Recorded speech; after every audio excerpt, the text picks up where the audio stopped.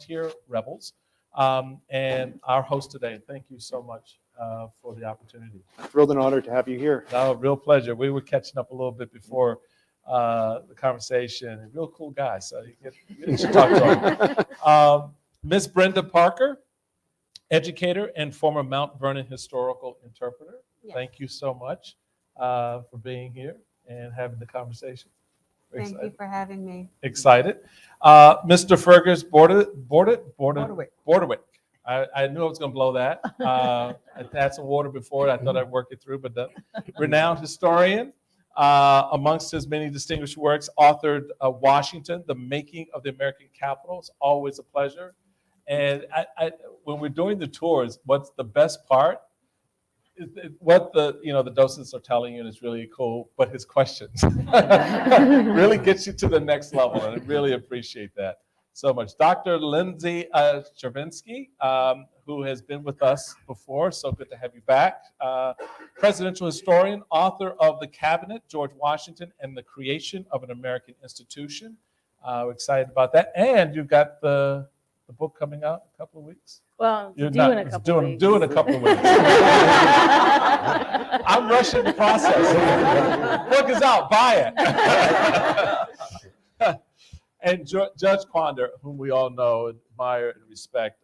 Such a real pleasure to have the judge with us. Historian, the D.C. Mayor's agent for historic preservation, and author of The Condors since 1684. An enduring African-American legacy. Yes, indeed it is. Such a real pleasure to have you. These are the smart folks that are going to get us through the conversation. So, Madam Mayor, I'm going to turn it over to you to get us going. Okay, thank you, Michael. You referred to them as the smart folks, so. It was implied. Thank you, Michael. We are really thrilled and honored. Michael does such a terrific job of helping us to providing leadership along with Karen Tramontano with our senior advisory committee. We have a great team. We have Dean April Massey, who's with us from that senior advisory committee, and the indomitable Carol Fulp, without whom none of these symposiums could happen. So we're very grateful to you. We're also delighted and honored to be here with a partnership with the Ladies Association of Mount Vernon. They've been spectacular. And Hillary, who I think of almost like as a niece, but she's a vice regent, right? Am I supposed to salute?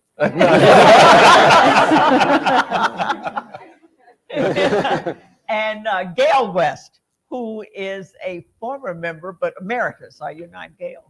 Of the Ladies Association of Mount Vernon. And Bradburn, Doug Bradburn, is the one who got us started as well in our early conversations, who is the CEO and president. Michael has introduced Patrick Spiro, who is now the head of the library here at Mount Vernon. The person without whom we could not function at all, Stephen McLeod. He is, Stephen is spectacular. Carol tells me all of the people that I may not remember.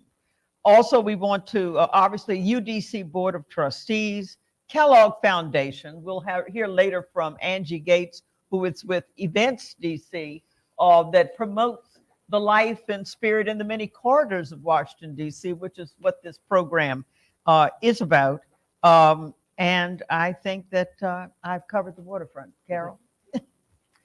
So why are we here? What is this program about? The Ladies Association of Mount Vernon and IPPH are putting together this program today about the Founding Fathers Legacy Series.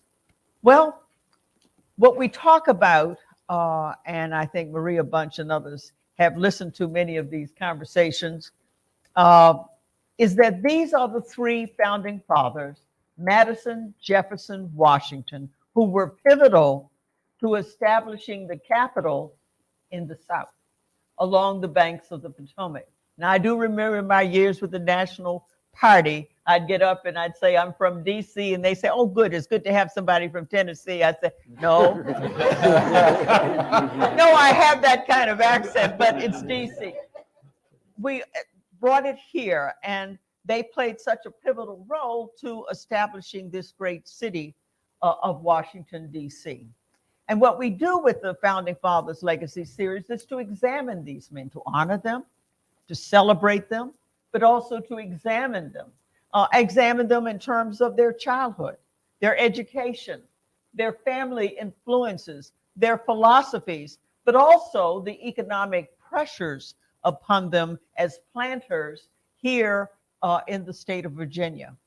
And we do know that that economic pressure of as planters had everything to do also with the tensions that the country experienced about the location of the capital. It was only when I read Fergus's book that I understood America almost fell apart over deciding the location of the capital and what was the undercurrent of that dynamic and of that tension, not exclusively, but very significantly around continuing the practice of the institution of slavery.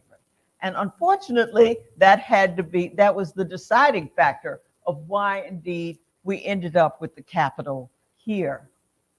These were extraordinary men, though. Extraordinary men. James Madison was a brilliant man who was the principal author of the United States Constitution. Thomas Jefferson, he was the Renaissance man in every sense of the word. And he is the man who authored the language that inspires people to this day. When Abraham Lincoln was in the midst of a civil war, what document did he turn to? The Declaration of Independence, because he knew that was the document that would keep us together. It is so hopeful, it's so uplifting. And George Washington, you have to admire George Washington. He's a man that managed to put together a ragtag group of volunteers who had no training, limited discipline, and in many instances, not even shoes. And they had to deal with cannon fire and a disciplined, formidable Navy, and he pulled it off. He won. And he is also the person who had the drive and determination that this, and it's my home, but it was originally, they say, a swamp. It was nothing really in the way of a real presence. And it has been transformed into one of the most majestic, beautiful cities in the world. That was his drive, George Washington's drive. And yet at the same time, these three extraordinary human beings were the instrument of a malignancy that still threatens the body politic of our country today. Because even though finally we had the 13th Amendment and ended slavery, and we had a few moments of affirmative action, unfortunately, that racial hierarchy, that caste system remains with us today. And so that is the contradiction.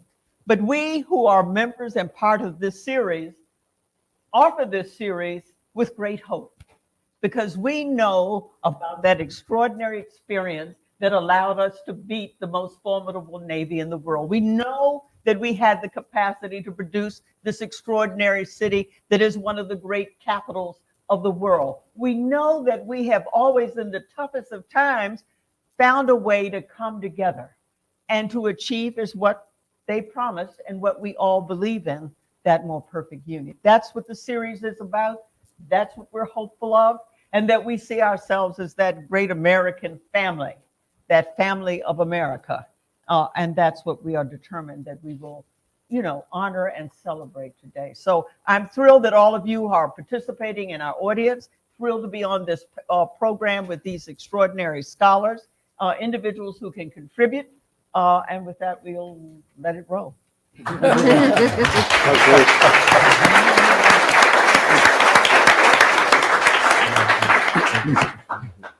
Oh, that's right. And, to establish the predicate of all of this and put it in context, we have Fergus Butterwick, who's going to help us, establish the parameters of this conversation. Thanks, Sharon. This is a really, really quick George Washington and the creation of Washington, D.C. 101 tutorial here. But first, thank you, Michael, Sharon, Mount Vernon, for making today's symposium possible, and also for the previous two, for this culmination of an excellent, really excellent series of programs on the presidents at their homes. The first two are available online. Yep. This one will be too. So if you're not out for a couple of minutes, you can get it online fairly soon. Okay, so to begin, well, why are we all sitting here and not somewhere else? We could be sitting in what's today the South Bronx in New York. We could be sitting in Princeton, New Jersey, or Annapolis, or Germantown, Pennsylvania, all of which, along with some 27 or 28 other locations, were proposed as the site of the national capital. But we're here, or at least down the river from the District of Columbia. And the reason ultimately we are here and not someplace else is thanks to George Washington. Okay, I don't want to oversimplify the political combat that took place, and there was a lot. The verbal push and pull and thrashing over the possible site of a national capital. And more than once, that controversy nearly crippled the first Congress. First Congress, by the way, was taking place in New York City, then our capital, 1789 to 91, then it moves to Philadelphia for the rest of the 1790s. But at any rate, so what I'm talking about here is taking place in New York City. And when I mentioned the South Bronx, one of the proposed sites, I will say as a New Yorker and a bit of a chauvinist, it would have been nice, but was the tip of the South Bronx. Anyway, our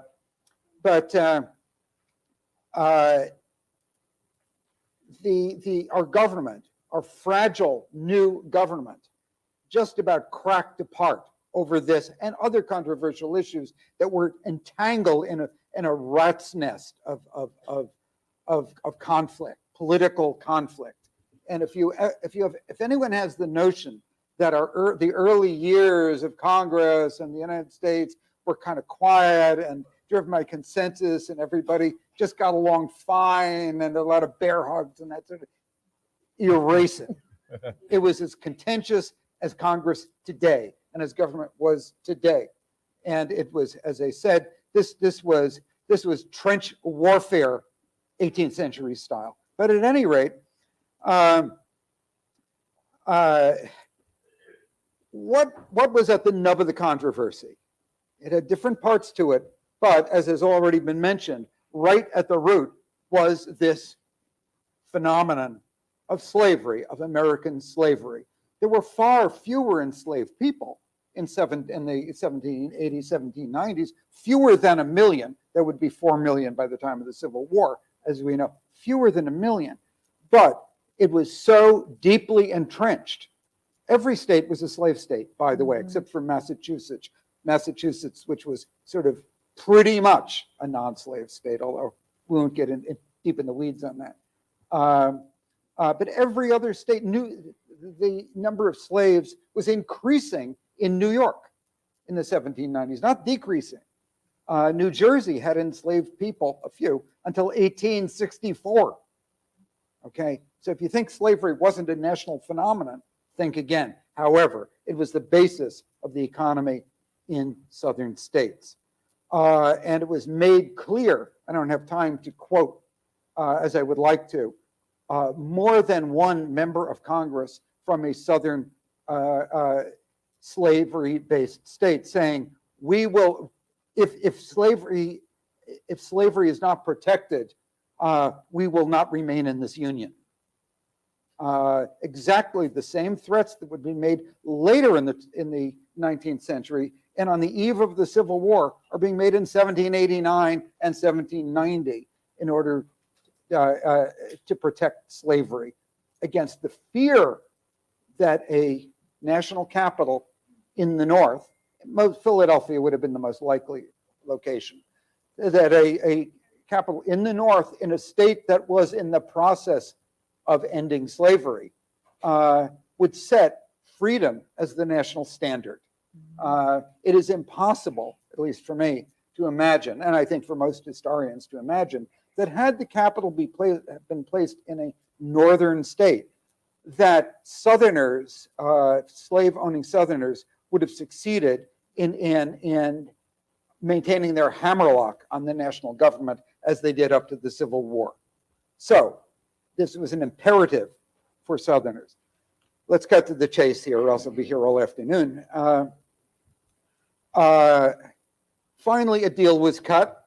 Many, or perhaps all of you, have seen Hamilton. You know the deal in the room, you know the room where it happened. There was a real deal, and there was a real room. It was in Thomas Jefferson's rented residence in New York City. And essentially, Alexander Hamilton, who was an emancipationist, I'm not going to say abolitionist because the terms didn't really apply in the 1700s, who wanted a northern capital very much, and was a member of the New York Manumission Society, but desperately needed support to enact a huge and complicated financial plan that would stabilize the finances of the United States, finally was willing to cut a deal with members from the South, brokered by Madison, Jefferson, and a few others, to trade the votes of his northern friends to support a southern capital in a slave state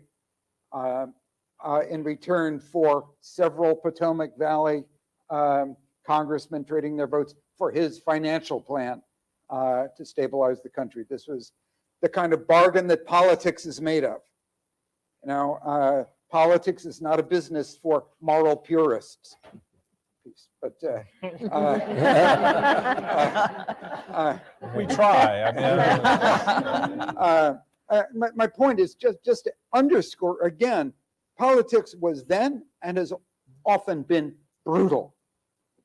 Principled people making compromises they didn't want to make. Anyway, it had been so controversial just to achieve the idea of a southern capital, safely embedded between the states of Virginia and Maryland. But where? Where? The only person members of Congress trusted to actually select a location was George Washington, who was the great, not just a man, and a guy with the usual array of virtues and flaws of most human beings, but a transcendent symbol of the country's unity in a country that had very little sense of unity. Americans didn't all think of themselves as one people. I mean, even that fraction of white people who could vote. Most couldn't. Anyway, and bear in mind, when I say this was this was a fraught time, that the constitutional system was Plan B. That wasn't Plan A. Plan A was the Articles of Confederation of the 1780s, which flopped. It failed. It was a dud. It didn't work. Right.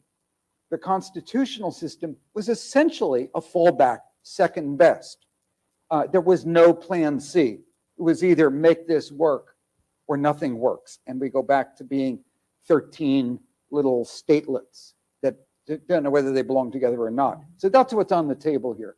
Anyway, so what does Washington do? Here is George Washington. Picture him on the veranda of his house, right behind us here. I guess it's behind us up there, and looking out, figuratively stroking his chin. I don't know whether he did, and looking up the Potomac River, this spectacular panorama which we still have today. Thank you to those who've preserved it over generations. And he sees the Potomac as the great highway into the heart of the North American continent, the great commercial highway. Two, well, it would suit his colleagues, friends, fellow property owners in the Potomac Valley to have a capital right next door, which would increase the property value, it's true, of his property and his friends and allies by multiples. Okay. He could have picked any place on the Potomac. That was what Congress mandated. Anywhere for 100 miles north of here, He picked next door. He picked next door. Okay. I think we appreciate this after 200 years, but there were factors that went into it other than, gee, it was sort of in between the North and the South. You can kind of erase that too. Anyway, then, so I've said a few words about the politics of slavery and the siting of the Capitol. I don't think it's news, perhaps today, that enslaved people also built Washington, D.C. Yeah. Who do you think was erecting the buildings, cutting the marble, sawing the lumber, the lumber, doing the heavy work and most of the skilled labor that erected the United States Capitol, the White House, it was called the President's Mansion at the time, enslaved people, hundreds of them,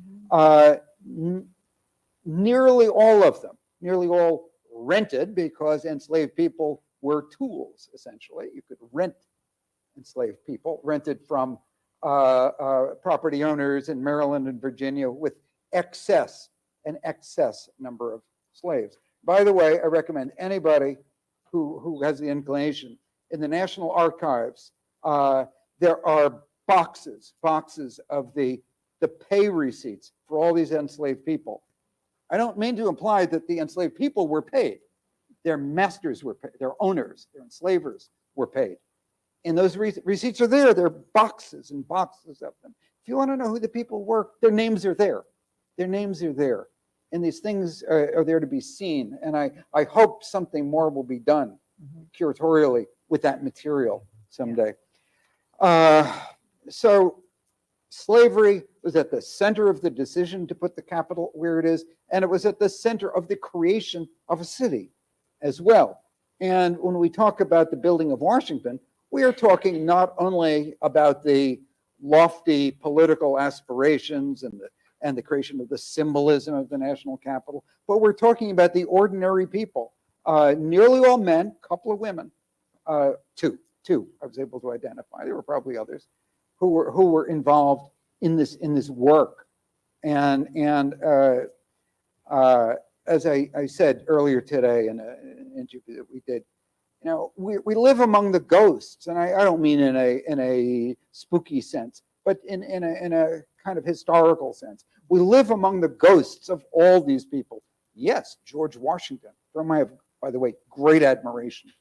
The more I've written about him, the more I've admired him, and the more I've understood how complex a man he was, and how, with respect to slavery, I should say in passing, how extraordinarily far he evolved, given the possibilities of a person from his class in his time. Remarkably so. He didn't have to.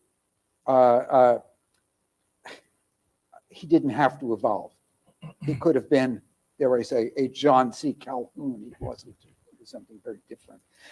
So just to wrap up, I think, you know, what does all this mean today? You know, besides we have a really nice city over here with some beautiful buildings. It is nice. Yeah. But that you know, it means that we need to understand history in all its complexity. We need to understand Washington in his complexity, the contradictions, at least to us, contradictions that informed his life and his family and the decisions he made. And we don't need fantasies and mythologies that many of us, at least in my generation, typically were fed in school. We don't need that anymore. We don't need that as a country. I mean, there is no reason we can't look clearly and coldly and with admiration and with embarrassment and sometimes shame at the complex and contradictory history of this country and the people who shaped it.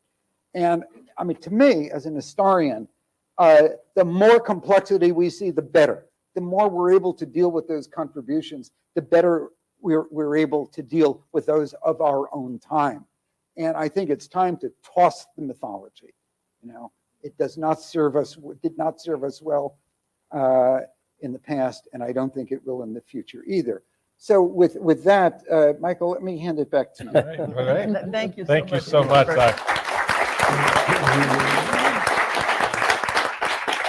I really appreciate that framing, and because it's important, as I said, to start with the understanding this is complicated. It is, and people are complicated, and those complications, as you rightly noted, inform how we should be looking at these things today. So really appreciate that explanation, and it's interesting with respect to Fergus's published work. I love this quote, particularly from the work you've done on Underground Railroad. They said, quote, "An important addition to our history, brilliantly told." And it is important to have individuals like yourself out here who put that framing in place for us and sort of lead us and guide us into understanding the times then versus the times now. We have this tendency, and we all do it, where we project back on our ancestors and the leaders of a particular time, our attitudes today. But it's important to have historians who actually give us the context, and we really appreciate that very much, sir. So let's continue to absorb the conversation, particularly given where we are, with a man who knows a little bit about the place we are, and is, as I noted earlier, recently elevated to the executive director of the George Washington Presidential Library. So, Ms. Sparrow, it's really, really great to be in your backyard, to have you here. We heard you say at your appointment, quote, 226 years ago, George Washington departed Philadelphia for Mount Vernon after his second presidential term. Now you too have left Philadelphia for Mount Vernon to start a new chapter in this dynamic and inspiring location. Make that connection for us in terms of your vision of this presidential library, and how the nation should view it in the context of what we just heard. Yeah, thank you, Michael. And actually, if I could begin with a confession. Earlier, we've been talking, and I didn't realize you were in the Augustinian order. Yeah. Did you take confession then? Yeah, well, yeah. Okay, well, then, here's a flashback. I'm not a librarian. You're not a librarian. I'm actually a historian. Right. And that's a good way to kind of talk about where I see the presidential library and libraries more generally, and the role that they play in American society. I like to describe research libraries like the one we have here at Mount Vernon as the laboratory for the humanities. Just like scientists have a place where they conduct experiments, discover new drugs, or can help us understand and explain diseases, research libraries like the one that we have just over the street there are where historians like Fergus come and conduct original research. They ask new questions of the past and help us understand who we've been, how we got to where we are today, and help us imagine a better future. And so what I see at the Presidential Library here at Mount Vernon is to be a place to encourage people to come and do research, to acquire new documents that help us understand the past and understand George Washington. In fact, we recently acquired a document that I was thinking about when the mayor was speaking. It was a letter Washington wrote in 1785, and he's talking about his land in the Ohio River Valley and talking about how he didn't want it to turn into a slave plantation, that he was hoping it was going to be an area for free labor. And in this document, a historian can use this document to better understand that evolution that Fergus was talking about. And so that's where these documents still have things to tell us. And at the library, we want to invite more people into the library to do so, not just in person, but through digitization. We've digitized over 20,000 documents at the Presidential Library so far, and we have aspirations to do a lot more. We get 10,000 users of our digital library at Mount Vernon every month. That's way more than we could actually serve in person here. And then the third element to a research library, it's not just people coming here and doing research, it's also sharing their discoveries, their ideas with the wider world. And being what I think is, and I'm new to DC, as you mentioned, I was in Philadelphia before. I think the George Washington Presidential Library is the only presidential library in DC. Am I right about that? Yeah. I don't know. So. I don't think Is that what Lindsay would know? And Yeah. Fergus. So, You're right. I think Yeah, you're right. you're right. well, yeah. good. So I can say that. I've been saying that, and no one's corrected me. So I assumed it was true. And now we've all recorded it. We know it's got to be true, but it can be a place that can be in conversations inspired by Washington's own time as president and leadership. And when I think about this moment, some of the core things from Washington's time that I think resonate today is Washington's devotion to union and how important union was to him, but also how fragile that union was. We talk today about how fragile our republic feels, and it certainly does feel that way, but that's actually not unique. And it was part of Washington's time. It was certainly part of Lincoln's time, as you've been talking about.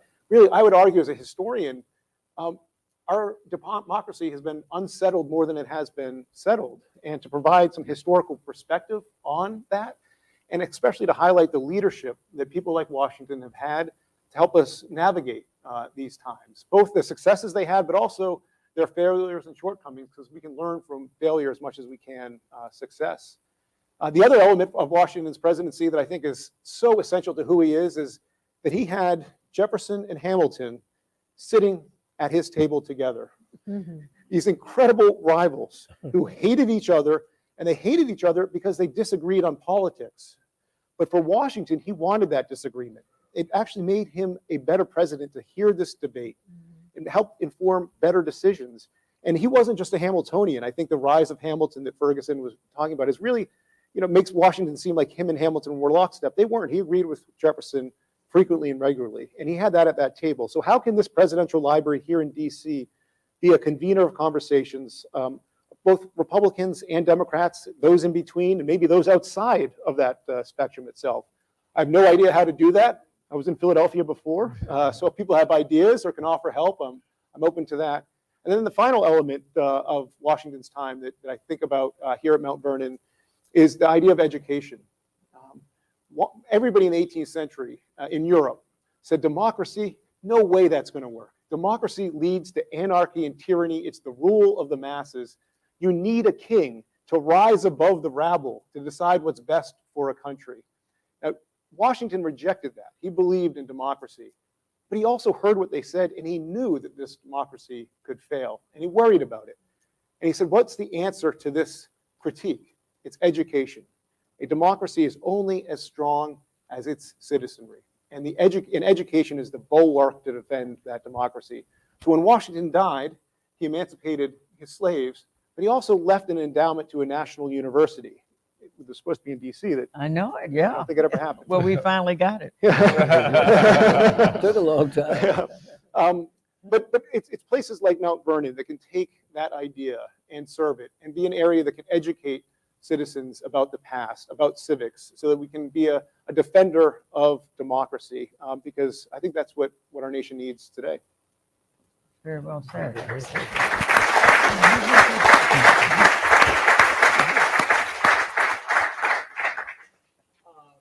Roland Quanda, Judge Roland Quanda, I've known him for a very long time, so She didn't want to say how many years. you can help us understand the contradiction. You have family members who were enslaved here at Mount Vernon, and I believe your work of chronicling your family is about the only really work where you can chronicle an enslaved family, an African-American family from, was it 1864, certain until today. 1684. 1684, had it transposed. Thank That you, makes it thank much you. more significant. 1684, but you said you can even go back further than Yes, that. yes, Probably. yes. All right. Can you help us? How do you see George Washington? Someone that so Well, we many do- of us here Yeah. admire, but tell us, what is your sense of it? Well, we use the word complexity. We use the word challenge. We use the word threat as far as the survival of our democracy and our country as a nation. But I think we also have to realize that the strength of who we are today and how we got here is deeply rooted in the backbones of those who physically built this country. Block on block, brick on brick. Can't see in the morning, but can't see at night. 6 days a week, sometimes 7. And they are the unsung. So books to be written, and book on the Condor family, like you mentioned, the Condor since 1684, an enduring African-American legacy. It's in the bookstore. What we wanted to do and what we have done, as chronicling our history, we discovered that actually we go back another decade into the 1670s, possibly even the 1660s, and transcend over to the Fanti people in Ghana, West Africa, where the name Condor and Amkwando are Fanti names, where we believe we came from. But the strength that we have is one of resilience, focus, determination, and most importantly, is not necessarily at all unique, because there are so many African-American families who are based from Africa, of course, who brought that resilience, that strength, that focus, that determination to prove that what they knew from across the water in Africa could be transcended to here in the New World. The techniques in terms of food ways, music ways, architecture ways, doesn't necessarily mean you had to build a pyramid, but you could take a stepping stone and turn it into a building. You could take those lemons and turn it into lemonade. And as time progressed, there are so many records that were written of resistance. And fortunately, our name shows up in a number of them. In one particular case, the enslaver in 1684, just across the river from the Maryland side, wrote his will and he provided for the eventual freedom of his enslaved. Wrote that will in 1684. When he died in 1686, that created a situation where they were freed. But we carried the story of a brother who did not get his freedom, had another master, and we were looking for that master, looking for that brother. And guess what? I'm not saying we have it, but a couple of months ago we may have found it. And what is it? I'm saying it's a definite maybe. You've heard that term before. So where did that come from? All right, I think everybody in this room knows about the Georgetown 272 project. Georgetown University had a history of having sold off, Georgetown College then, a lot of enslaved Africans. They weren't Americans. The Dred Scott decision said they weren't American citizens and could never be. You know how long never is or was? All right. And if the 13th Amendment, and 14th Amendment, and 15th Amendment hadn't come along, we'd still be maybe in servitude. But anyway, the Georgetown Project said we're going to see if we can find where those 272 people's descendants are. And they started looking, and as they started looking, they found that beyond the Georgetown group, there were others. And our ancestors, having the name Quanda, were not in the Georgetown group, but guess what? They showed up in Louisiana. So we're going to look to see where these people came from. Where did they come from? And in the overwhelming majority of the cases, they looked at the ship manifest showing up in New Orleans and in Mississippi, and these names attracted back, and they were shipped from Franklin and Ailes. They were shipped from Annapolis. And who sold them? Who transported them? Who sold them off and transferred them? Other members of the Washington family. That was quite a surprise. We think that might be the answer, we're not sure, as to what happened to the other brother. But our family's history, and it's not unique because others have done the same. You may not know the details and specifics of your family, but I assure you, your family has a history. And I'm always telling people, don't talk about the Quantas have done this, that, and the other. That's us. But we want it to be an inspiration for what other people can do and have done. The 1619 Project is just an example. As I like to say, civil rights, we talk about, the civil rights movement of the 1960s. It didn't start then. The civil rights movement, from my perspective, started in August 1619, right here in this state, down in Port Comfort, downstate Virginia. And the Black strength, the Black resilience, the Black focus, the Black determination, the Black creativity is who we are. And what he said just now, Forrest said about building the White House and building the United States Capitol, We also were involved in building the first Smithsonian, the castle. Also building other places like the foundation for the Washington Monument, laying out of the original streets. And this is not necessarily somebody with the Quanda name, but it's somebody who was focused, determined, and spiritual. We brought with us a certain degree of spirituality from Africa. Many of us transitioned that into what we call Christianity. And like Michael here, I was educated by Augustine. You went to the same high school. Yeah, he came after me. I think he graduated last year. But you've got to understand that this place that we live in is a very complicated place. It's a place that evolved over time. And I was just looking, reviewing what Frederick Douglass said about what to the slave is the meaning of the 4th of July. And he delivered that on July the 5th, 1852, talking one day after. And he said several admirable things about George Washington, Thomas Jefferson, Madison, the founding fathers, what great men, what great heroes, how brave they were, how determined and focused they were. And then he switched, because he brought up the institution and said, all of this liberty, equality, fraternity, and hope that they were talking about breaking away from George III, why is it that that didn't extend to those who were enslaved? And he says, the evil that men do lives after them.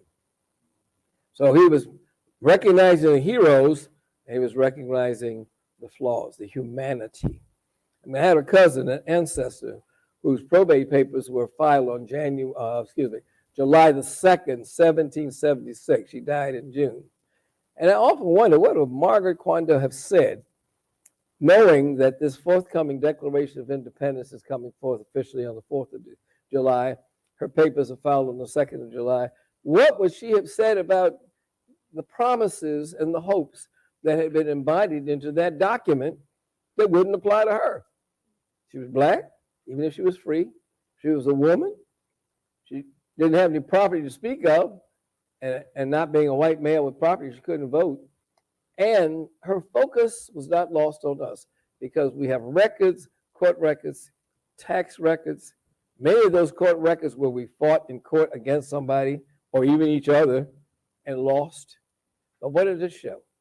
Entrepreneurship, determination, I will not be denied. And that is the message that we like as Quandas to bring forth. We're the only African-American family with 4 generals. We're the only African-American family that had 2 commandants at West Point. That's the number 2 man, including the one that just left last week, General Mark Quanda. And I'm so honored that just yesterday I was called and asked to be the keynote speaker at Fort Belvoir because they're removing Robert E. Lee's name from Main Street. And they asked me, they're going to, the executive order, I'm going to 9811 if I got it right, that integrated the Army in 1948.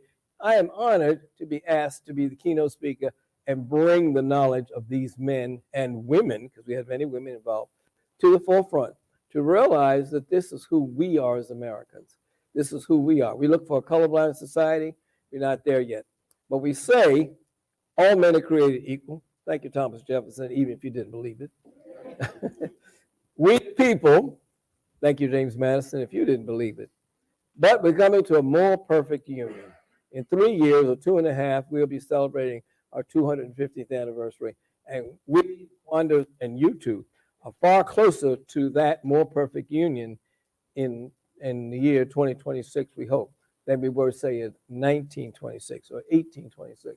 So it's a privilege for me to be here on behalf, not of the Quanda family, but on behalf of the enslaved community from here, because we have an organization called the League of Descendants of the Mount Vernon Enslaved. And our purpose is to identify, document, preserve, protect, and share the legacy of the unsung, because we want others in the broader communities, and Montpelier has one, and Monticello has one, and Whitney, Louisiana has one, and Middleton, South Carolina, and others. We want people to know that this country was built upon the backs of the enslaved, many of whom never got any recognition, many of whom died, and we don't even know their names. But we're going to shout their names, or at least collectively. So it's my pleasure to be here with you today to talk about that in the context of what this whole thing is about. As we look at our founding fathers and give them their praise, but also recognize they were human, they had flaws. But we concentrate on the upside, and we look forward to what the foundation they laid to be that upon which we continue to build for our future. Thank you. Thank you. Thank you, Ron. Thank you much. So Ms. Parker, I'm going to pick up on what Judge Condor laid out in terms of the sort of familiar aspects of all of this. These, we tend to look at the enslaved in sort of a broad, generic space, Yeah. not in an individualized space. There's actual families, there's lineage, there's history. And you are very, very familiar with that. That is your work, your passion to lay out those stories. You're an educator, historical interpreter of these storylines. Give us a sense of your work and the lives of the enslaved on a plantation like Mount Vernon and the surrounding plantations at this time, and some of the individuals who kind of stand out today, but were invaluable at the time to making this place work. Yeah. I look at them as individuals, 317. That's the number that I always hear. 317 men, women, children, mothers, fathers, sisters, brothers. They were individual people with individual lives and hopes and dreams and aspirations, same as everybody and anybody. And I did take it on as a passion project. It still is very passionate for me to do that. But one particular story that I think of that still resonates with me a little bit, excuse me, voice is tired, is the story of young William. William was the son of Kate and William. His father, he was named after his father. He did have a brother as well, but William was a young man who was set to work alongside of his father. His father worked as a ditcher here on the estate, and a ditcher is kind of like an engineer of sorts, responsible for making sure that the irrigation was proper, foundations of the buildings were made to where they would last and stay up and everything and things like that. But his mother was a field worker, and just working out in the fields, it's hard enough labor as it is, but knowing that your young son is also working alongside of his father in such a dangerous profession as that kind of engineering type of work. William, he was like any other child, I'd imagine, to where he would get in and out of trouble, and he would have sick days and he would have well days. But one particular day, he was taken ill, and he told his mother that he was ill and he wasn't feeling well, and he had a pain in his back. That's all. The only complaint that he had is that he had a pain in his back. And after 7 days of him having this pain in his back, he died. The child died. And I can't imagine the grief that the mother must have gone through, knowing that her child died. But the one thing that was commented on as far as the overseer's report was that his death was much regretted because he was a promising child. Not because he was a child of this person, but because the potential that he had in his life and everything. And that it broke my heart when I read that. It just absolutely broke my heart to where instead of them thinking of them as 317 individual persons, there were 317 pieces of property, which is a terrible way to look at it, but that's the way that it was looked at during that time period. There was also mention by the overseer that this wasn't the first time that the child had taken ill. He had also experienced a car accident about a year before, And his mother, again, being concerned about him, decided to keep him in with her for a little bit longer before sending him back out to work again with her father, with his father and everything like that. And so the overseer had pretense. He thought that she was just keeping him in and he was well, and that he was just feigning illness to get out of labor and to get out of work. And when I think of the amount of times that, people have done that to get out of labor, can you really blame them? Can you really blame them after all of that is said and done? Do you really blame them for that? But getting back to the loss of him as a child, as a human being, as a person in the community, I can imagine the rest of the community just gathering together to help, with the grieving in the morning of the loss of this particular child, in the process of just their day-to-day living, and how it wasn't looked at as being significant enough for them to do anything to honor or to pay, respect to this poor little child, this poor child. And that's not the only child that, that perishes. It's when a woman would give birth to a child, she was given the annual blanket for them. Everybody received a blanket as part of their rations of clothing. But if that child perished, they'd have to give the blanket back, And so you don't even have that little token to remember your child that's, that's passed on, and everything like that. And it makes me think about like today's society, to where a woman can go in and she can give birth to a child, and, and thinking about saying, I feel this pain here, or I feel this pain there.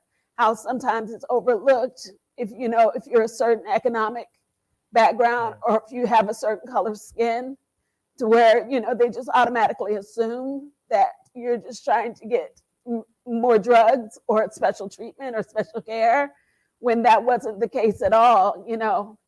And again, it just comes back down to us being individuals and human people, and recognizing each other as human people, which they weren't recognized as human people at all, that we're just pieces of property, just, with potential.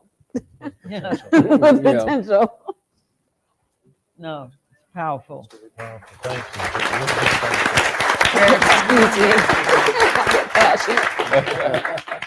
And the beauty of what you've done is that, you remind us, and as we must be reminded of, is the humanity. And if we deal with it, as a topic, we just sort of skim over it. But it's important to remember the humanity. And the beauty of George Washington, I think, in part as a segue, is that he had a gift as a leader to connect with people. It possibly could explain why he was the only one of that group that did manumit upon his death. Because I think as a soldier, he got to know some of those men, including William Lee, as a human being. But you really do delve into that brilliantly, I'd have to say, Lindsay Travinsky, with the cabinet, because he had to create out of whole cloth a notion of what a president was. Everybody was terrified of monarchical qualities in a president, and he created this institution, the cabinet. Could you sort of elaborate on his strengths or limitations, however you see it, of George Washington as a leader? Absolutely. Well, I think you set it up so nicely that he did have really extraordinary, what we would call today, emotional intelligence or emotional IQ. He did not have a very fancy education. He was constantly trying to improve his own skills and knowledge, but so much of what made him who he was, and I know we're going to talk about this a little bit more, but was his experience during the war. And as historians, sometimes we fall into the trap of Washington the general or Washington the president, but they were, of course, the same person. And he was very much shaped by what had come before him. And that war experience was so essential for so many different reasons. Certainly it shaped how he thought about slavery and how he thought about the potential for Black people who he had really only interacted with in a plantation environment to serve with extraordinary valor and bravery and to fight for their own freedom. And it changed how he thought about humans and what they could do. It also shaped in him a sense of a national identity. He was the first sort of nationalist as an American because he traveled across the country. He went up and down and all over the place at a time when people were not doing that. One of my favorite facts is in 1774, when the delegates met in Philadelphia at the First Continental Congress. More delegates had been to London than had been to Philadelphia.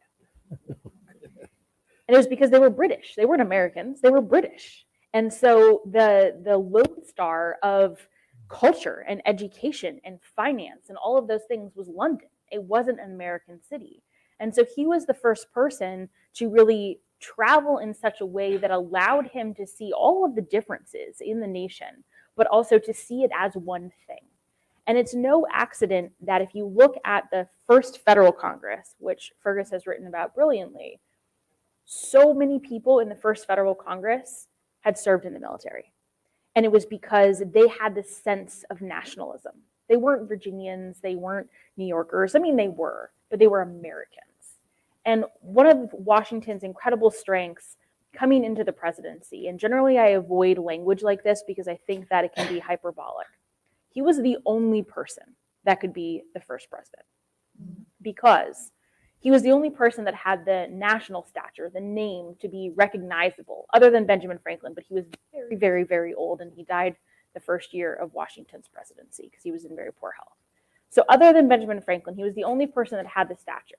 He was the only person to be trusted with the extraordinary power that you talked about. He had already given up power once. And that was, something we kind of, I think, gloss over today. But they were living in the age of Napoleon. This was not something that they expected people to do. So they trusted him to hold that kind of power. And what was remarkable about Washington was he knew that he was the only person that could do it. He knew that if he didn't do it, it was going to fall apart. And as Fergus said, this was their second chance. Most nations don't get second chances. Their second chances mean, war, anarchy, and revolution. And we got a second chance. And so he knew if he did not seize it, it was going to absolutely fall apart. So he came into the presidency, and every single action he took, every single one, established precedent because there was no model. There was nothing for him to follow.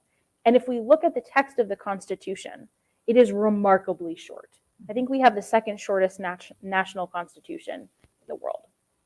So there's almost nothing written down about what he's supposed to do or how he's supposed to do it or in which way he's supposed to do it or what he's supposed to wear while doing it or how he's supposed to travel or who he's supposed to socialize with or how is he supposed to work with Congress. These are all things that he had to figure out. And one of the biggest pieces, the thing that I have spent a lot of my time writing and researching on, was how to actually do the governing of the presidency. And the cabinet was his creation as a way to try and manage that process. Also in the bookshop, if you find yourself interested in reading more. I believe they have signed copies. And the cabinet was an extraordinary institution because it was very flexible. Nothing was written down. It was all about what the president wanted and what the president needed at any given moment. And sometimes that meant that he wanted to have people like Alexander Hamilton and Thomas Jefferson sitting around a table arguing, debating. He wanted that conflict so that he could learn from it. And sometimes when he had what I affectionately call the B team, when they left office and the replacements weren't so great, he didn't really want to talk to them because they weren't very helpful. And he didn't really trust them as much, and he trusted his own judgment. So that emotional intelligence of understanding how to lead, how to put together an institution basically from scratch. And the fact that that institution has still survived today is freaking remarkable. It is. Because it just, it's not something you really see all that much in human history. And so that creation was one that was done with incredible care and dedication to detail. And it's not nearly as sexy as winning the Civil War or winning World War II or any of those things. So he tends to not have the same sort of reverence in the American mind, the American memory as some of those other presidents. But the restraint, knowing when not to say something, knowing when not to do something, knowing the importance of showing up, that was really quite remarkable. Really, I agree. Amazing. And a lot of that, Judge Condor, is also the African American experience in parallel, knowing when to hold back, when to move forward, when to press. It is part of our story since 1619. Yes. And we find ourselves pressing even more so today under certain circumstances, as the rights that took 200 years to get in place, are evaporating right in front of us. How, if you could, should we look at this moment, contextualizing history, contextualizing what we just heard about how people hold back, lean in order to continue the march towards that perfect union? Well, I think, first of all, the past is never past. The past is with us today. The past is the present. The past is the present or the future. And we've got to understand that we have a very stony the road past as African Americans, not even Americans from the beginning. Our first forebears were brought here in chains in 1619. They had a focus. They had a determination. They didn't know where they were going. They didn't know where they were. They didn't know which direction Africa was. They just knew that they had to stick together, because if they didn't stick together, and then sticking together was a difficult task when you came from different places in a continent and didn't speak the same language.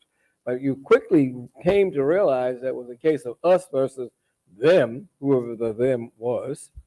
And I think that we have such a strong historical past. And I'm always encouraging young people. I'm a licensed certified tour guide. I'm here several times a year. In that capacity, I saw some people from the company I work with tell me they recognized me with a tie on and not having short pants today. We have a strong message. We have a legacy. And our legacy is one of strength, of uprising and rising up. The Divine Nine fraternities and sororities, of which I am a 60-year member of Omega Psi Phi, Sharon and I pledged the same year, Alpha Kappa Alpha, lift as you climb. As you go up, we have this inner psyche that we have to always take somebody with us. Because what good does it do if I make myself or go somewhere and I look down and kick the ladder out from under me? I won't mention any names. You know who I'm talking about. This is not who we are as a people. It's very important, I think, and too many of us have forgotten, even in our own race, African-American race, a number of us have forgotten. We've gotten to certain places where we think we've arrived. Well, all you need is one bad election and you'll find out how unarrived you are. And you'll also find out how you open your mouth. And if you said that in Florida, for example, it might take you away.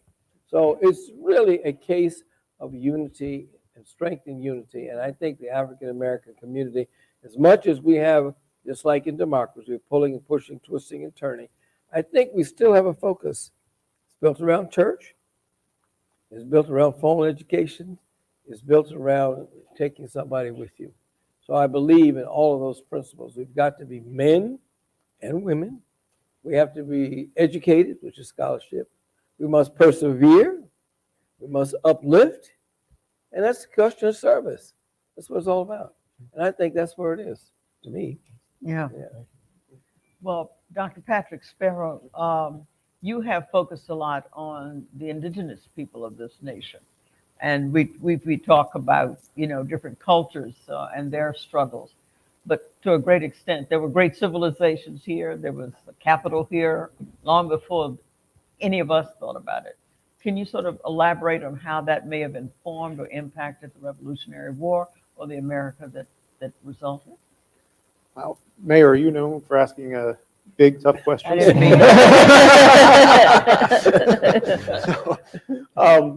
So everybody's been talking about their books that are available in the shop. So, the book Frontier Rebels that you mentioned is actually a study on the coming of the American Revolution, showing the place and significance of Native Americans to that story.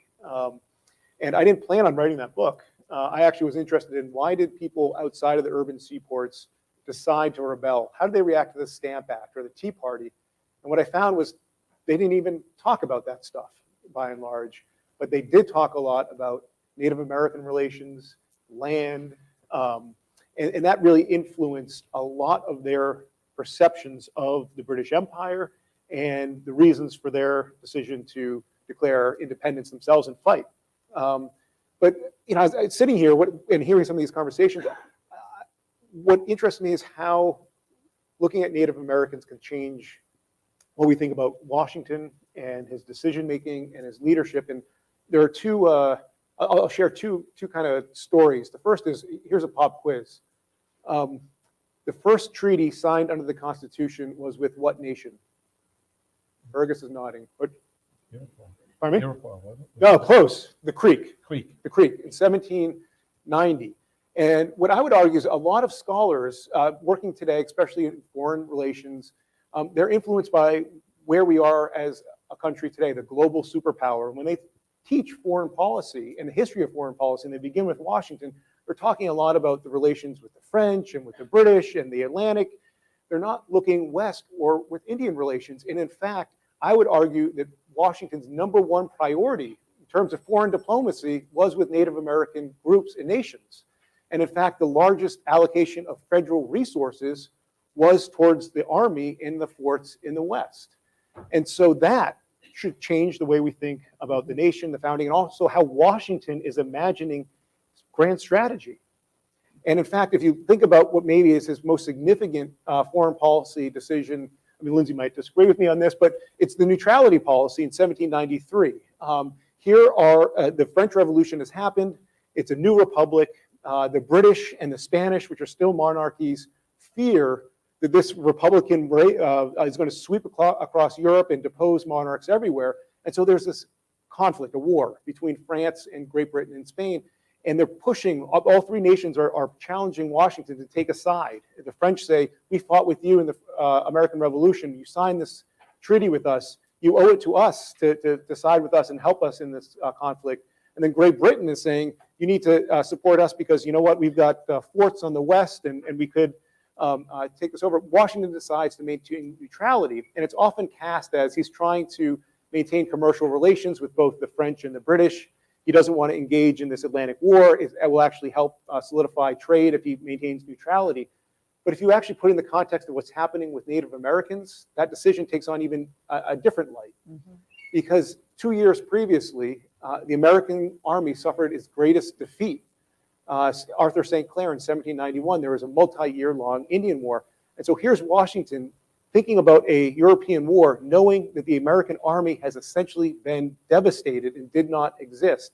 And so why does he want to maintain neutrality? Not just for those commercial reasons, but because he actually can't because of what has happened with Native Americans in the West. And so just looking at it differently helps you understand Washington himself and his presidency. No, that's a very powerful point. Thank you. That is, it is. And that idea of looking at it differently is something I want to bring to you, Ms. Parker, because everyone, again, talking about the environment in which slavery occurred, the organization and structure on a plantation, and this idea that, you know, life was better for the enslaved who worked in the big house, and less so for those who worked in the fields. But your work says we may need to look at that and appreciate that narrative a little bit differently. Talk to us a little bit about that. Yes. Regardless of whom you were, you did receive rations of clothing as well as rations for food. The only difference between the rations for clothing that you might have received if you worked inside of the mansion house was they were of lesser quality as far as fabric, but the same design as the mistress of the household or the master of the household. For example, somebody like William Lee was charged to wear a 3-piece military style suit called, oh goodness gracious, Liberty. Yes, thank you, livery. It went right out of my head. Woo. they were they were supposed to wear a livery suit, and the reason why they would wear this particular livery suit was so that they would be recognized as the property of, fill in the blank. And the same thing would apply to the young women that worked inside of the household, whatever position they were in the household. Again, they're wearing similar clothing to the mistress of the household, but of lesser quality. So the ones working in the fields, they're receiving clothes, and the ones working in the house are receiving clothes. And again, you're saying that the clothes that they received to work in the field were, just a couple of shifts, a petticoat, a pair of stockings, one pair of shoes. You get your wool blanket, you get your wool, short gown, for your clothing. And the gentlemen are receiving themselves a couple pairs of breeches, a pair of, a shirt, a pair of stockings, a pair of shoes, and a short jacket, again, for the winter months. And they're getting this annual supply of these clothing. Okay, you're saying these people are wearing, poor quality things, and these people are, looking a little ragtag, and they're having to live and sleep and breathe and do everything in this one set of clothing. And these people over here, they're working in the house, so it must be better for them. Imagine that you're a 12-year-old young woman, and you've been assigned to work inside of the house. The master of the house is away fighting a revolutionary war. And there are all kinds of contractors coming in and out of that house that are there. Think about it. And the master is away. Who's going to protect that young woman? Who's going to protect that young man? There's nobody there to protect them. The law says that you cannot strike a white person. You cannot resist. You cannot fight back. You can't defend yourself. So again, they're in this position to where they're 100% vulnerable, regardless of the clothes that they wear. Ona Judge is the perfect example. Yeah. The perfect example for the privileges of being in the house and working in the house does not always, add to your benefit or to the outcome. She was a person that was given, silk slippers, whenever she wanted them. She got several changes of, really nice clothing, so many that they didn't even know what she ran away with when she did run away, but yet still she determined in her heart and in her mind that she was not going to die a slave, and she, took her own liberty, really nice book too.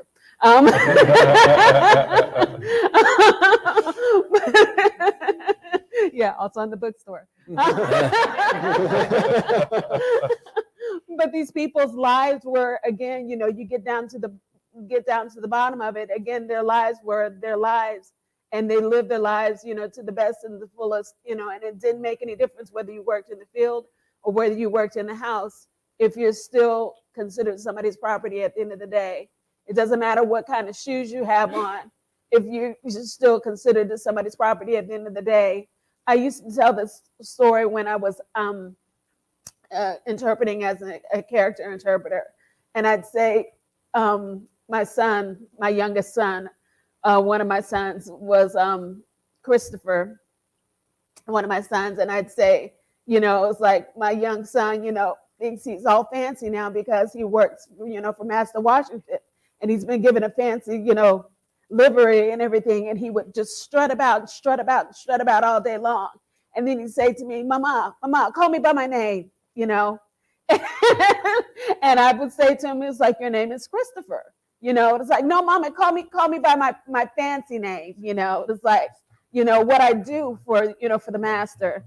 And it says, well, you are a valet, It's like, that's what you do for the master. And the child would think to himself, I'm this big important person because I do this thing for the master. And I'd say to him, and I said, do you not have, pairs of shoes? Does not the master have pairs of shoes? He has one set of shoes for dancing, and those are just for dancing. He has another pair of shoes for, for riding his horse. Those are just for riding a horse. He has another pair of shoes, for fancy meetings and things like that. I said, at the end of the day, all 3 of those pairs of shoes, they come off and they go in the closet someplace. They're discarded. I said, you're thought of the same as a pair of shoes, to where, somebody can put you on for a particular thing, and you're just to look good. And then at the end of the day, those shoes come off the feet, It's like, that is what you're thought of. I said, but to me, you're special. To me, you're my child. To me, you are important. That's the way we have to look at it, instead of just saying, it was better in the house than it was in the fields. At the end of the day, they were all pairs of shoes that all got taken off and all got thrown away over here or sat over there. They weren't any more important than anything else. Again, they were movable property, so to speak, instead of persons, the 317 persons that I came to identify with very closely. Yeah. Well put. Well put. Thank you. Absolutely. So what we want to do now is open it up to Q&A, because I figure some of y'all out there may have a question or two of this great panel, and so we'll do that, and then we'll in this part of the program and get ready for the next part where I hear there's food involved, so I'm happy. But I really like to throw it open for anyone in the audience. If you have a question, that you could stand up, state your question, and we'll be happy to answer it from there. I think we've got a mic that's coming, or we've got a question over here. And so just keep in mind, I said question, not speech. History, just Back right. question. Please wait for the microphone.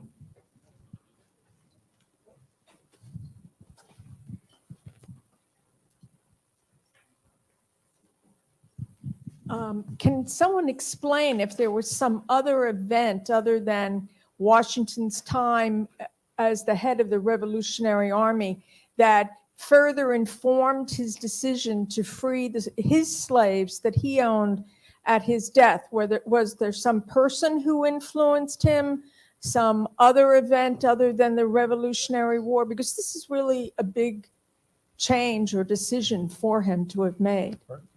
Yeah, well, there are various ways of answering that, but I think the one of the most interesting is to focus on the Marquis de Lafayette, whom he had an enormous respect for and admiration for, and thought of in a certain way as almost a surrogate son.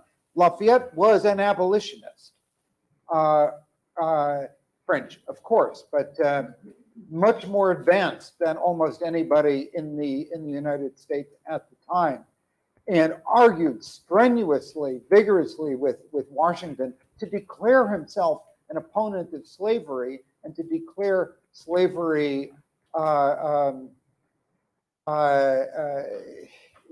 unwanted in the new United States. Washington took him very seriously. He thought about it. And it seems he was, at least in his heart, close to going along with what Lafayette proposed. However, as we discussed earlier, the country was so fragile, he came to believe, and he was far from alone, that this fragile arrangement of states would collapse. And it's an example of the kind of, dare I say, cruel compromise or concession that was so typical with respect to slavery in this country. I think Washington, in his assumption, was probably correct. It's hard to be sympathetic, but I don't think he was actually factually wrong about the significance. Right there. Well, I understand that slavery was one of the most debated issues during the Constitutional Convention, and it was a compromise for that 2/3 of a person type of situation that ended up. So was when Washington emancipated his enslaved persons on his death. Is that another precedent, or was that a common situation that people emancipated, didn't do anything while they were alive, but emancipated when they were dying? That was Unusual. It was very unusual. And what's interesting is Washington was, Fergus, you're disagreeing? Okay. No, I think it depended a lot on the state. It depended a lot on the state. Yeah, so what's interesting to me is that Washington, this was his final act, and it was known. And there was actually somebody who founded the AME church in Philadelphia, the first free black church. His name was Richard Allen, and he gave a eulogy that really brought this to the fore, with the idea that he was going to eulogize Washington, and this was going to be reprinted in newspapers, and people beyond just Washington Circle or Philadelphia would know more about it. We have a copy of that eulogy. It was published in Boston, but the truth is it was largely suppressed and not republished in the South or elsewhere. So Washington, I think, had hoped that this final act would have an influence, but in some measure, many Americans weren't ready to hear it and did not want to share it. No, I agree with that. I think I would just say that, in certain places like Massachusetts and Pennsylvania, and even in some cases New York, where there was a growing sentiment for abolition, it was more common, but it was very unusual for the South. And that was partly because there were laws on the books in a lot of Southern states, or increasingly laws on the books, that either prevented manumission or required any individuals who were freed to leave the state within a year. And so if your family is still enslaved, that's a very difficult decision. And so I think it became increasingly rare in the South. Yes, back here. I'd like to get the panel's opinion on just nothing more than a thought. Certainly we've fortunate to have past presidents that have had significant military experience. Do you think the country in the future will embrace another candidate or another president with those kinds of leadership skills to move our country forward?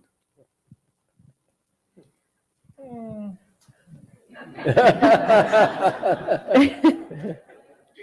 looking at the current crop of things.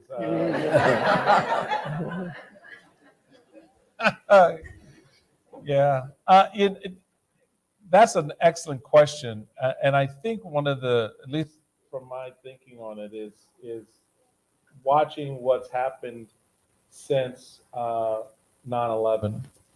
The number of men and women who served Iraq War, Afghanistan War, been engaged in the defense of the nation, some very publicly, others not so publicly, particularly in the cyberspace and in areas like that, who now find themselves running for office, are entering public service as governors, entering public service as members of Congress. It'll be interesting to see how this generation that is creating almost a post 9/11 foundation for military and political leadership emerge further up the ranks. So you have someone like Ron DeSantis who's running. You have others who served, who are running. That is an interesting dynamic. Will Hurd is a very good example of someone who was running now, but likely is sort of setting an opportunity for the future, both military service and secret service with the CIA. And so it'll be interesting to see how the country responds to that kind of leadership, particularly given that there was that period where it was rejected after Vietnam in many respects. But 9/11 kind of changed that presidential narrative. And I think it's a quality that, quite honestly, I think the country may look to as our relations around the globe continue to evolve, and in some cases devolve. You're going to want someone who has some understanding and appreciation, not resting solely on Congress, or in particular the Senate, to play the roles that they have in the past, certainly post-Vietnam. It's the initial thought. If I may add to that, if I could, we live in a world now where we sort of function in silos because we can, with the social media and so forth. One of the unique qualities of the military has been it's always led on diversity. From the inception of the country, the Revolutionary War, the Civil War, the first integration occurred in the military. Women, the role of women dramatically. It could be the best laboratory in America for a leader. It's one of the few places where you're sort of forced to sort of live within that complex America. So I think it could be a great launching pad. Just a thought. So I'm going to assume your question means someone who serves at the highest level of the military, because we've had, over the course of American history, we've had generations where every single president for 20 years, served in World War II. Every single president for 20 years served in the Civil War. Every single president for 20 years had some sort of role in the revolution. And it was expected that if we had these huge national moments, we expected that our leaders would play a role in some sort of service. What I think is different about Washington, and there are two other exceptions to this, is Grant and Eisenhower. They were at the top of the top of the top of the top of the military when they left, and then were basically drafted into political service. That's complicated in a republic because we want to have a separation between the military and civilian leadership. We work really hard to protect that, and we should. It's really important to have a civilian oversight of the military and to maintain that distinction. It's really important that the military is not politicized. We don't want a politicized military. And yet, there's a reason that those three presidents are, I would argue, among the most impactful at turning points in the nation. And it's because once they left, they were of such elevated stature and respect, and they could bring in the type of leadership that was required in a turning point. I don't know, given where we are now, where that sort of elevated military leadership, the military is a profession. It is a calling, and it is something that you do. If you reach that level, you are in there for most of your life service. I don't know how many of those individuals would then be interested in running for politics. And frankly, I wouldn't really blame them. But it would require the right person who had the right sort of, level of esteem, but had been out of the military a little bit long enough such that they weren't politicizing. So it's a very it has to be a very right set of circumstances, but it could be very powerful, as we have seen Ben in the past. I think the most recent example that one might cite is somebody who ultimately chose not to run. That's Colin Powell. Right. Yes. Yeah. Yeah. That's actually a very good example. Yeah. Of that. Got time for one more? Yes, ma'am. I just wanted a point of clarification, and I'm not a historian, so I apologize for that.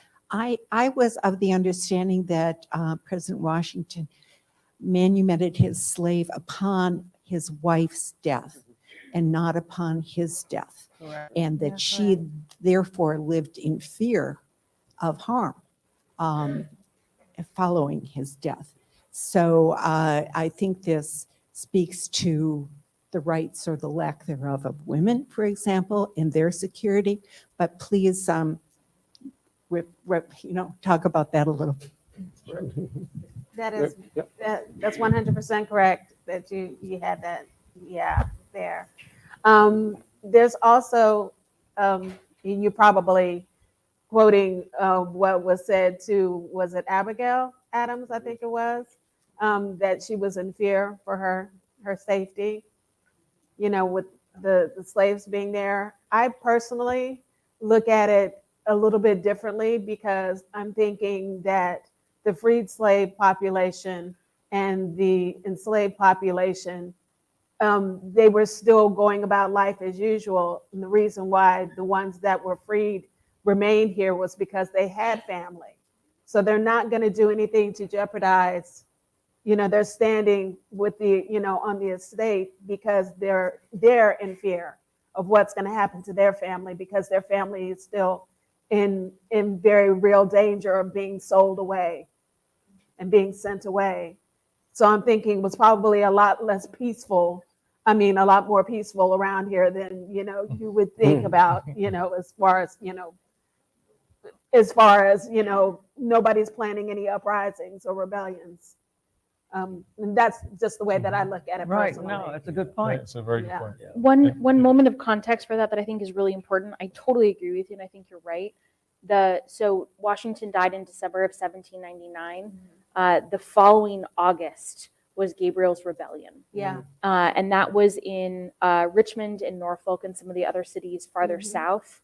And they were quite explicit. Gabriel was quite explicit that he was borrowing the revolutionary rhetoric. He had a flag made that he made himself that said death or liberty, and an intentional inversion of liberty or death. But the existence of these plots were, I think, were such a pervasive fear that it caused people like Martha to often say she had these fears, even if she didn't necessarily have concrete evidence that they were in existence, because it was such a part of the ethos and the rhetoric at the time. Yeah. Yeah. Well, I do want to thank this incredible panel.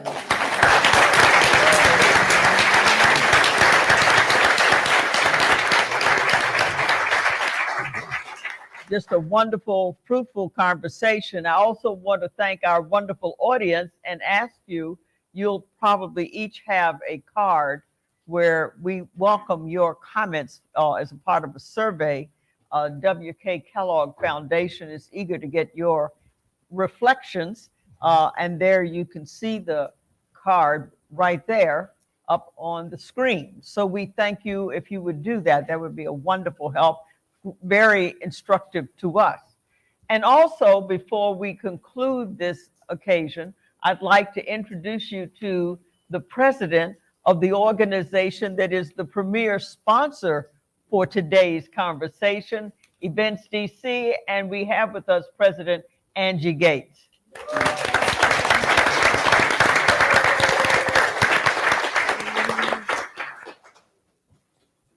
Well, good afternoon, everyone. Good afternoon.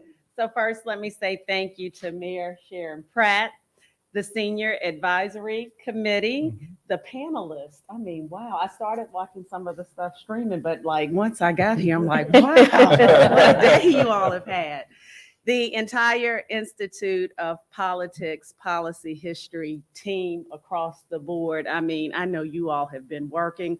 My team has been talking to you multiple times. So thank you, because I know it takes a lot of hard work to pull these type of events off. Also want to say thank you to the George Washington Mount Vernon's team as well. I want to acknowledge Mayor Muriel Bowser and Secretary Lonnie Bunch, who, from my understanding, will be joining us a little later.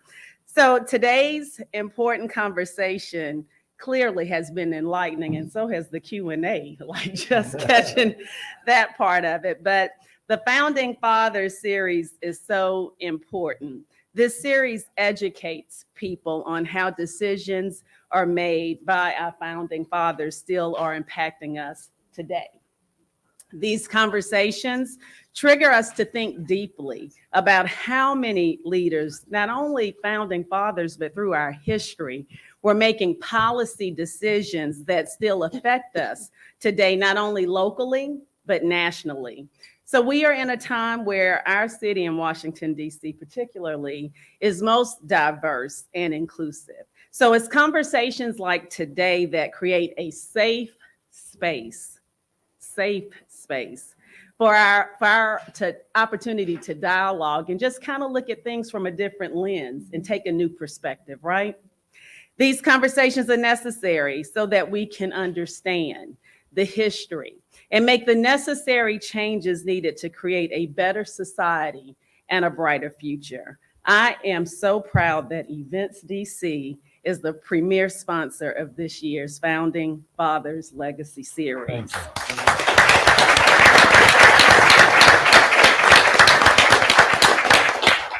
This type of discussion we will do and continue to discuss beyond today talks about our city and allows us to give an opportunity to discuss how culturally rich our city is. And we got to talk about this with our visitors and our tourists that are coming in and out of the convention center and everywhere. when it comes to the events that we're hosting.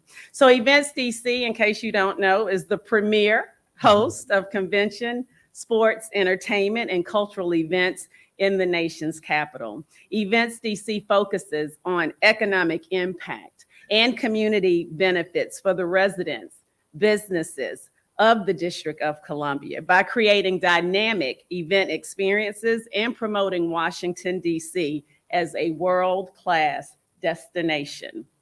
Some of that work focuses on the culture of our city, which is solidly said, built on the history of our city. This year, we are adding a Walking Town DC tour to our portfolio. In recent years, it was hosted by Cultural Tourism. It's now under the Events DC portfolio. And this walking tour DC attracts thousands of people to participate in guided walking tours throughout all 8 wards of Washington, DC. This introduces residents and tourists to our history, art, and lifestyle. And you know, we got a lot of lifestyle in Washington, D.C., right? The key point here is that it's free. So this annual program is free. It takes place in September, so I really hope you all can join us. Events DC is supporting the efforts of Mayor Muriel Bowser's administration to grow and develop the historic St. Elizabeth's community. We have the entertainment and sports arena, and that investment has provided an economic impact through jobs, housing, and retail options. Going back to the convention center, we encourage our meeting planners to explore our city, focus on our history, and more importantly, which you all have done a lot today, is learn the authentic story and the authentic culture. We also have our cultural institution grants, which that began maybe about 3 years ago. And that's designed to enhance the visitor's experience by supporting nonprofit cultural institutions based in the district that conserve, interpret, and disseminate cultural and historical knowledge about our city. So Events DC has many purposes, but I can tell you the snippet that I've heard today, clearly this is one of the most important ones. Thank you, Angie. To support and grow Washington, D.C., to attract and educate people to our town, it aligns with exactly what you're doing. And I want to share a little bit of a personal story. So I grew up in the South.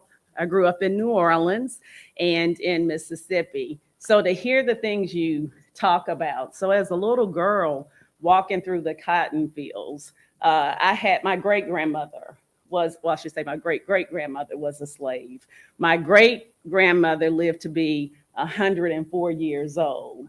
And like just this takes me back to my history, my genes, my legacy. So I know my mama and my papa are very proud to see me stand here today and put an investment of what has taken place. Thank you. Thank you, everybody. Thank you very much. That's nice. That is a beautiful, beautiful way to end our conversation. Thank you so much for that framing. Just a really, really nice bookend. Well, Mayor, I think we're done. All right. I think we're done. We want to thank everybody for your involvement, and in a particular way, I want to state publicly in this forum how much I admire the work not only of this mayor, former mayor, but our current mayor in making the investments through Event DC and emphasizing so much the importance of Washington as a place where people live. It's not just politics. I grew up in Petworth. Trust me, it's not just politics. And to be able to have that emerge, particularly given what you're doing with the walkabouts. I advise, and a lot of people come to Washington real quick. A lot of people come to DC, right? And they think they know DC. I was like, baby, you don't know DC. Yeah, so it's like you need to walk the neighborhoods. You need to go talk to the people. You need to learn what that history really says about the direction of the country. So thank you for sharing in all of that. Mayor, final word to you. No. I just want to also join with Michael in thanking everybody And we are especially grateful to Mount Vernon, the Ladies Association of Mount Vernon. We are very proud to celebrate this moment about the history of Washington, D.C. here, because without a doubt, there would not be a Washington, D.C. were it not for George Washington. And even his death probably ushered in the resolve to complete the task that they'd been on, as you stated, Fergus. I'm just repeating what you taught me. That's when they said, look, we've got to close ranks and make it happen. Because as usual, Congress came up with an idea with no money. That's so true. So thank you all. And thank our panel very, very much. Really appreciate all of you.